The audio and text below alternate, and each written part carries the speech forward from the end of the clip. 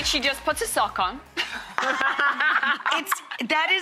It's crazy. It looks like the boots that you pull up.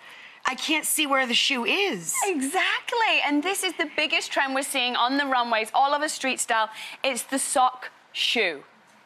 It's so basically you called a literally, shock. you literally put a sock over her shoe. Over the shoe, so we popped it over the shoe. So cool. But very, very importantly, you have to pull it from the top, pull it all the way up, take the heel and snip a tiny hole, and then again at the front, underneath, snip a tiny hole, just for traction. So you don't go flying, right? Slippy all over the place. That is adorable. Isn't that Super great transitional look when you don't want to, you still want to wear tights. Very cool.